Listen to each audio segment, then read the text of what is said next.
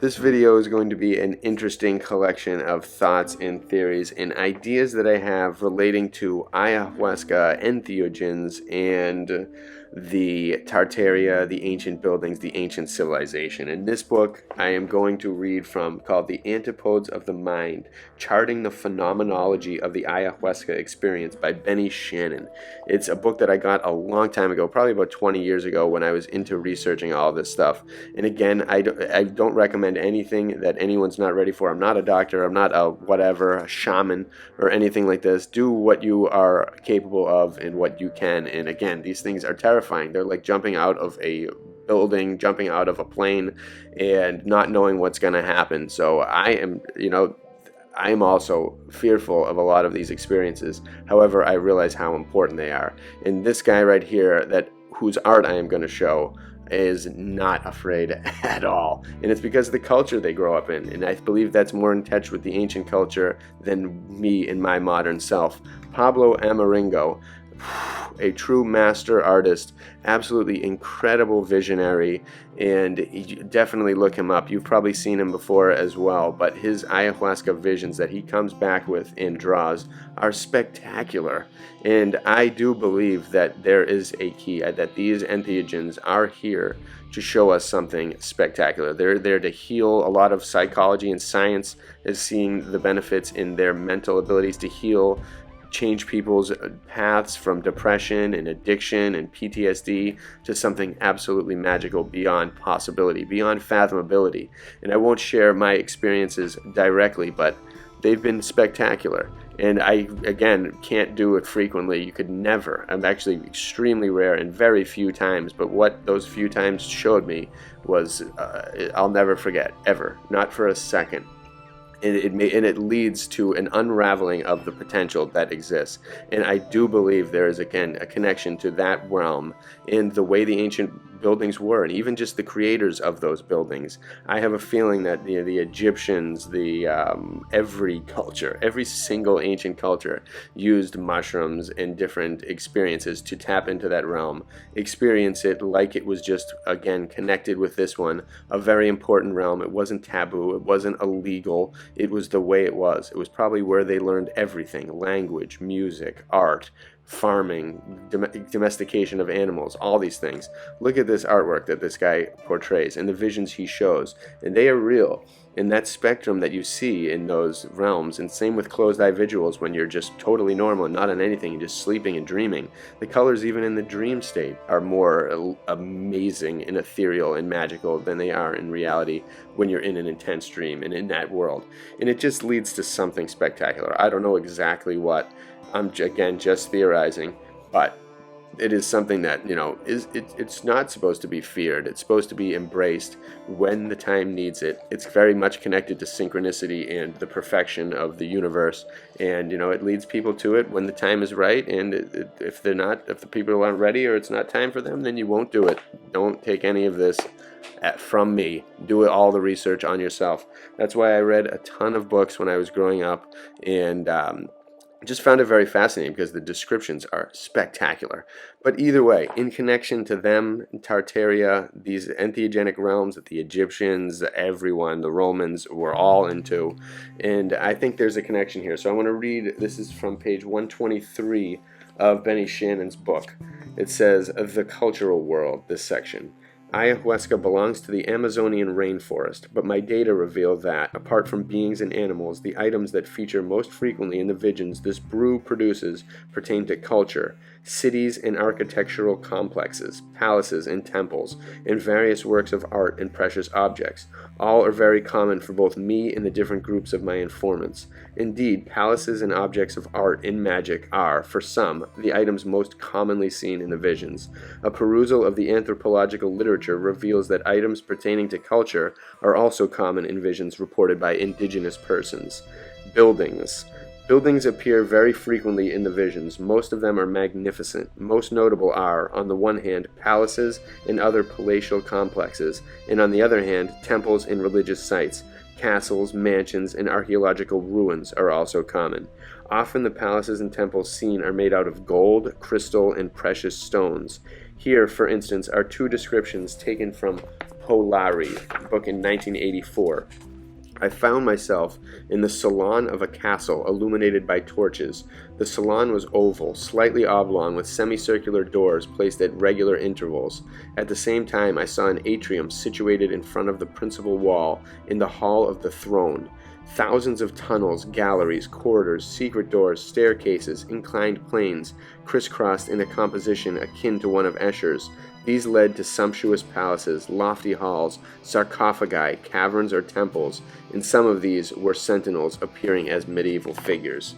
Now, I'm going to pause the book for a second and say, are these connections, are these visions from this beyond the realm?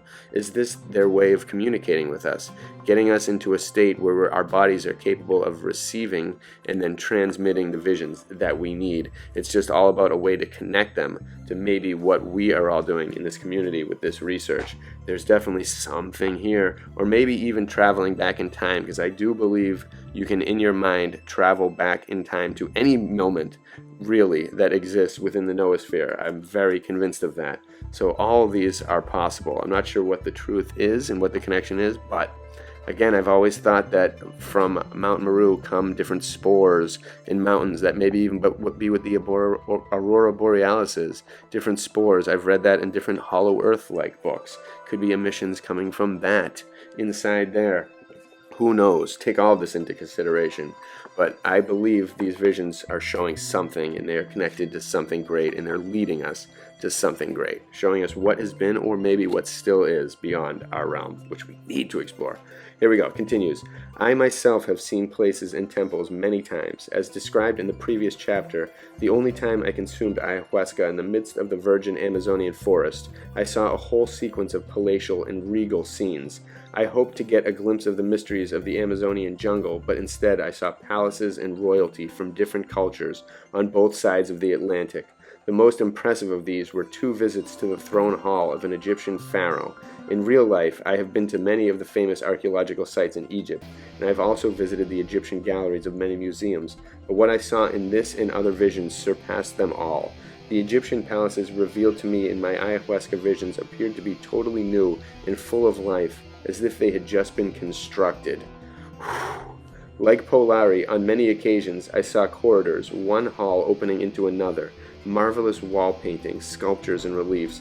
Architectural details that especially impressed me included sculpted marble colonnades in the form of white elephants, staircases adorned with golden lions, and finely carved gilded wooded ceilings.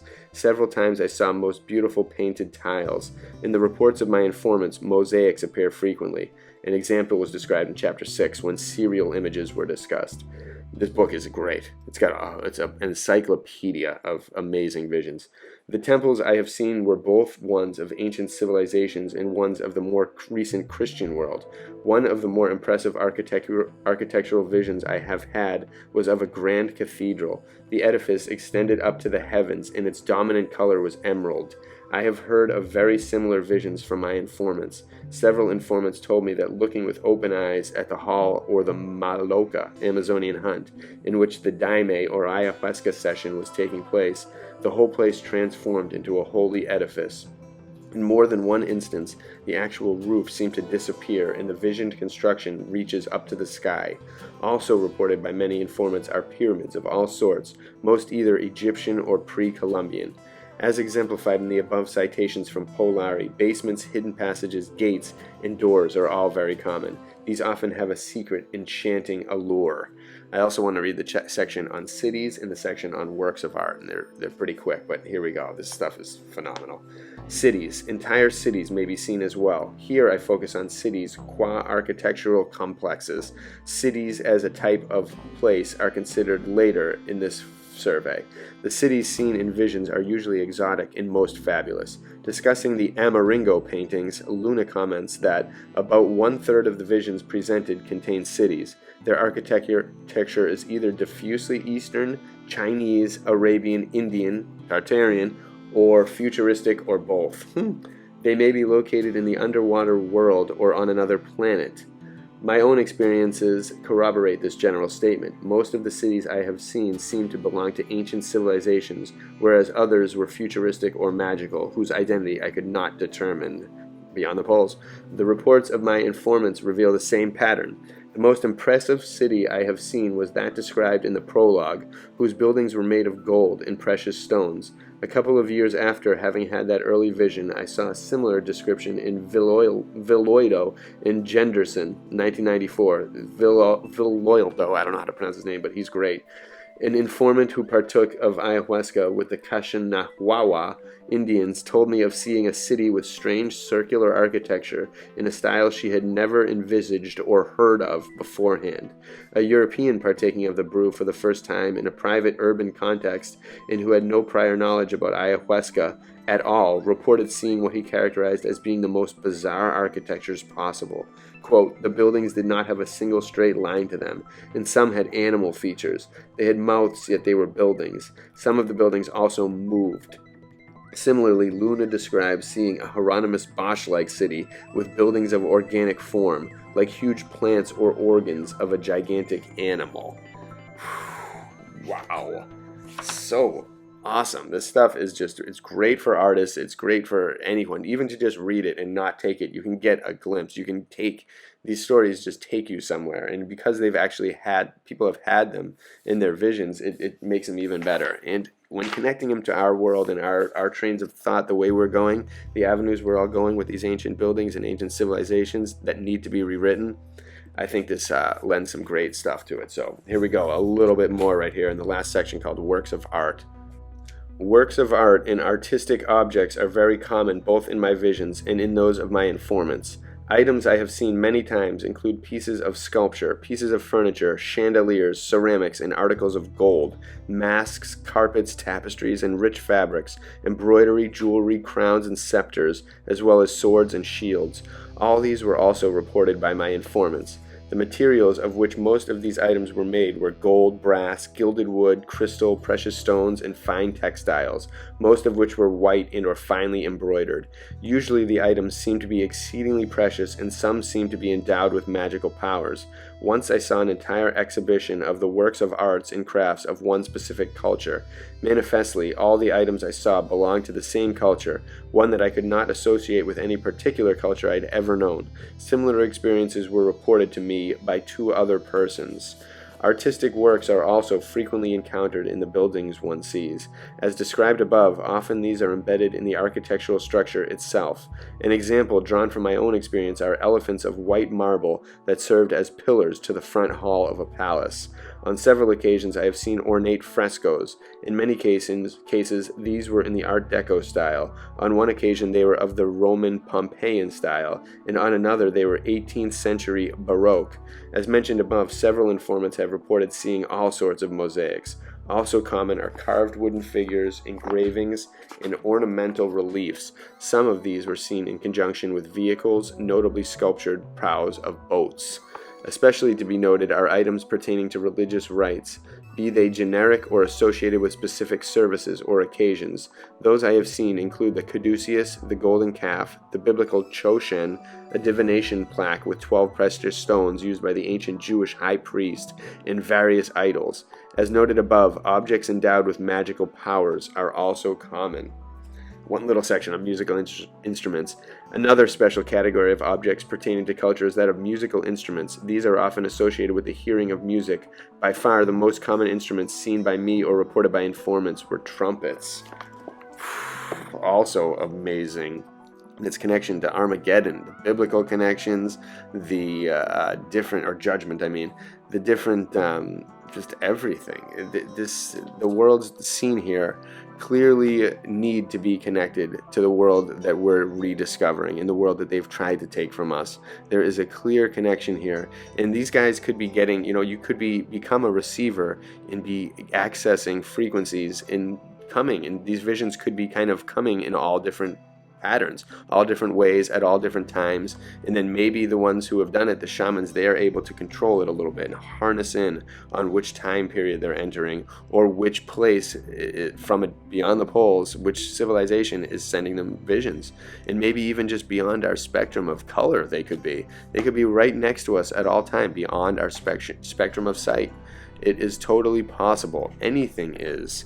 It feels like it's so close, It always feels like, the difference between a dream and a vision, and it's something so magical and so ancient that, again, that's why they made it illegal in our more modern post-reset experience here.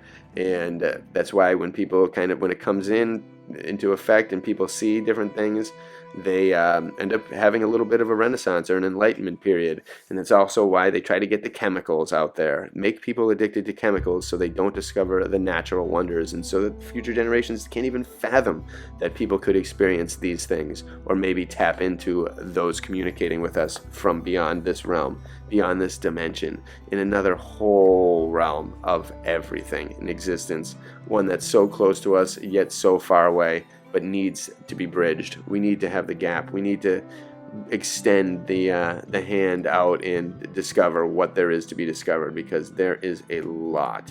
There is so much here. I'll maybe dive back into this book a little later. I haven't seen it in a long time. I just dug it up from my basement and figured I had to make a cool video because it's just so good.